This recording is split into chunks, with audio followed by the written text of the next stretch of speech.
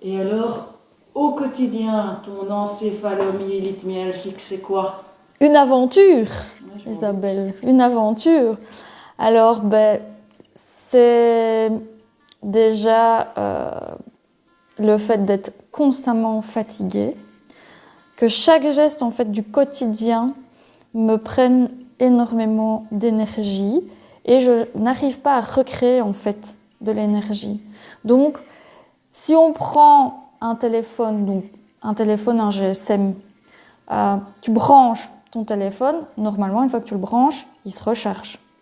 Sauf que chez moi, si moi je suis le GSM, on me rebranche, la batterie elle va un petit peu se recharger mais pas beaucoup et elle va se décharger aussi vite. Et donc ça c'est mon quotidien. Par exemple, un geste très simple du quotidien, c'est quand je prends ma douche. Déjà, ce geste-là, c'est comme si j'avais vécu une aventure. Et donc, j'ai besoin de me reposer après. Quel geste du quotidien est vraiment compliqué? Enfin, non, en fait, peut-être pas vraiment compliqué parce que j'ai bien compris que tous les gestes étaient en fait compliqués. Donc, tu sais me donner un exemple?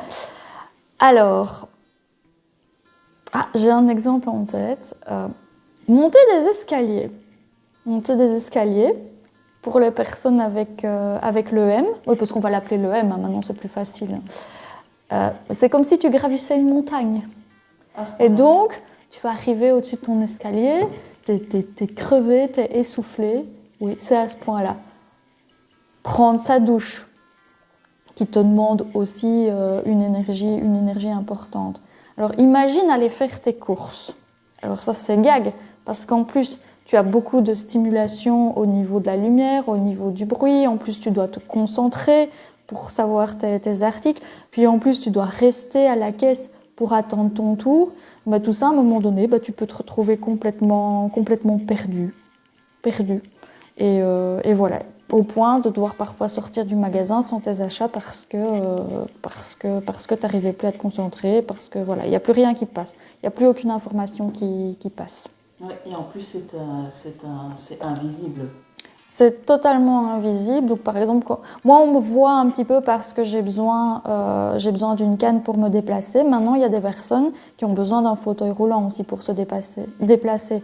Donc, c'est à travers ça qu'on peut un peu voir les choses. Maintenant, quand tu me vois comme ça assise, tu vois rien. Non, sauf quand tu as tes lunettes. Mais aujourd'hui, tu les as pas. Voilà.